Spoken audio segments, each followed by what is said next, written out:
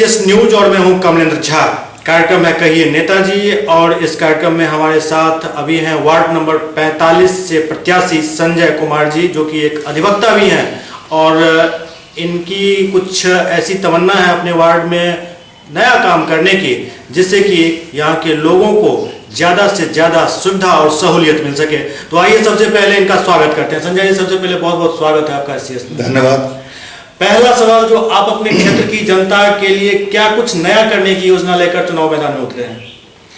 जनता की जो मूलभूत भावनाएं हैं, उनकी जो जज्बात है, उसको कदर करते हुए हमको ये कहना है कि अभी तक जो कुछ भी हुआ है वो बहुत ज़्यादा नहीं हुआ है, थोड़ा सा कम है, लेकिन अगर उसको ठीक ढंग से किया जाए तो मूलभूत सुविधाओं के साथ उनकी विकास भी हो सकती है।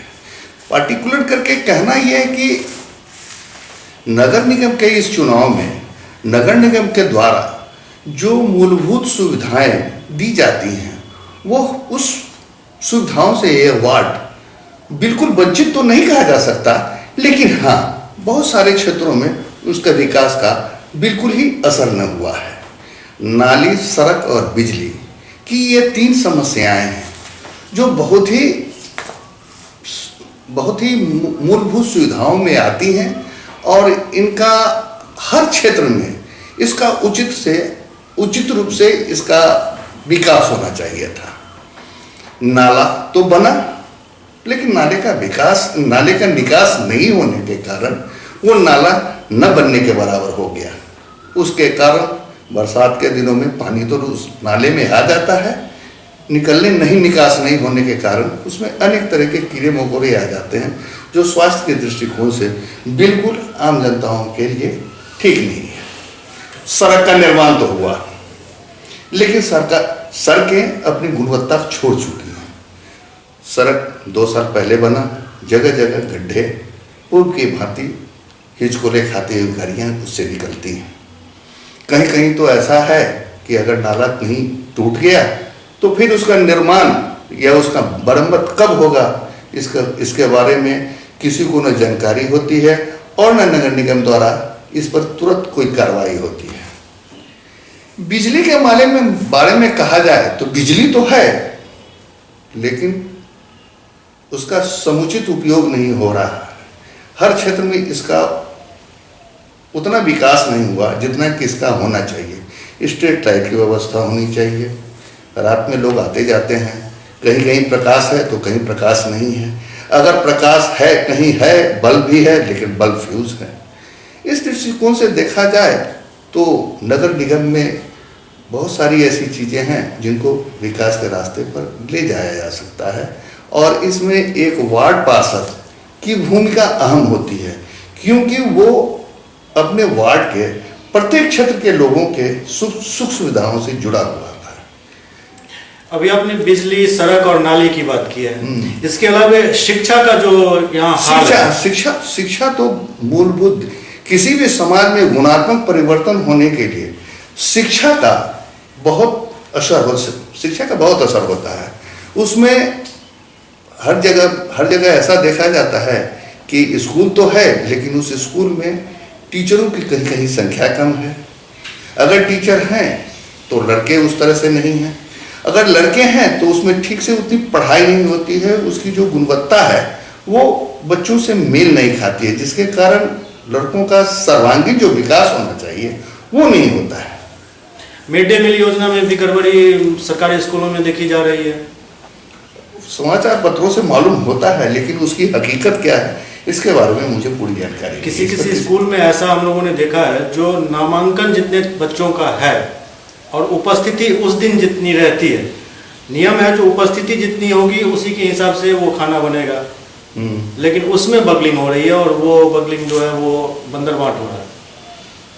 इसके बारे में मेरी तरफ से क्या टिप्पणी हो सकती है? मैं किसी सरकारी सुधार करना चाहेंगे? डेफिनेटली अगर इसमें इस तरह के सुधार करने की आवश्यकता होगी तो इसको भी देखना एक वार्ड काउंसलर को चाहिए। वार्ड काउंसलर एक समाज का एक रिप्रेजेंटेटिव है। वो एक ऐसा रिप्रेजेंटेटिव है जो समाज के हर क्षेत्र से जुड़ा हुआ है, हर वर्गों से जुड़ा हुआ है।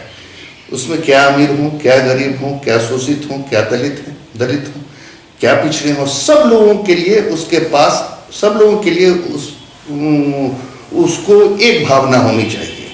और सरकारी गवर्नमेंट मशीनरी की जितनी सुविधाएं होती हैं उन लोगों तक जरूर पहुंचनी चाहिए जो उसके योग्य हैं। महिला सुरक्षा भी इस वार्ड में एक मुद्दा है। टीजिंग ज़्यादा होती है, कहीं कहीं कुछ ऐसे जगह हैं जहाँ जहाँ पर मतलब कुछ लड़कों का ऐसा जमावड़ा रहता है जिससे महिलाओं को समस्या हो रही है, तो उसके लिए आपने क्या सोचा हुआ है?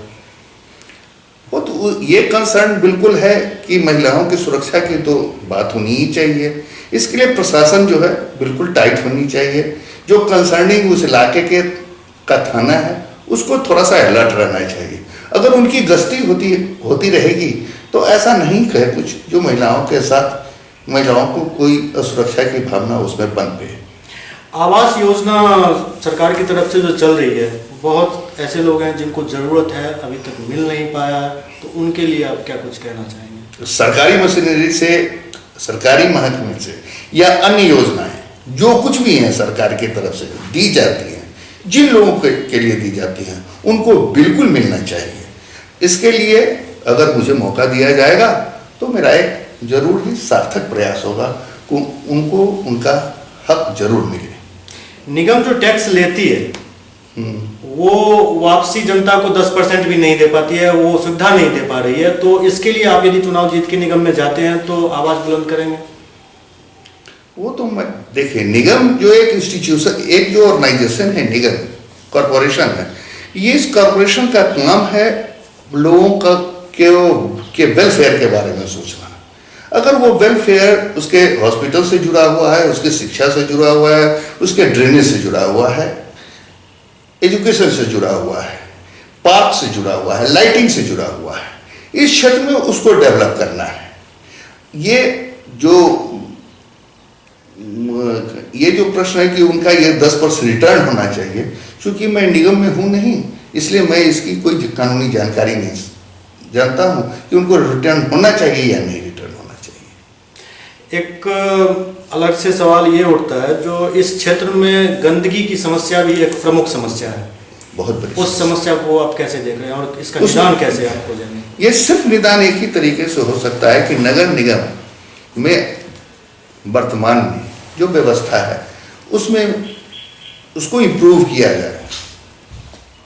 माइक्रो इंटीरियर तक जो सुविधाएं आम लोगों को मिलनी चाहिए जल जमाव से या गंदगी से, वो कैसे यहाँ से डिस्पोज ऑफ हो सके, वो काम सोचना होगा विस्तृत रूप में, व्यापक रूप में, जिससे जनता को इसका लाभ हो सके, ये गंदगी यहाँ से निकल सके। अभी जो निगम के पास मतलब समस्या है, वो सबसे प्रमुख समस्या ये है जो उसके पास अपना डंपिंग ग्राउंड नहीं है। कचरा उठाव जो होता है वो ड्राइवर और वो जो क्लीनर होता है वो अपने रिस्क पर कहीं फेंक के आ जाता है, तो एक बिना डंपिंग ग्राउंड के सही ढंग से कचरा उठाव नहीं हो पाता है। फेंकने के लिए बहुत दूर तक जाना पड़ता है, जो सुबह से शाम तक में 10 फेरा लगा सकता था वो 1-2 फेरा में ही उसकी छुट्टी हो जाती है, टाइम खत्म हो जाता है। तो डंपिंग ग्राउंड के लिए आप क्या सोचते हैं? इसके लिए आवाज बुलंद करेंगे निगम में?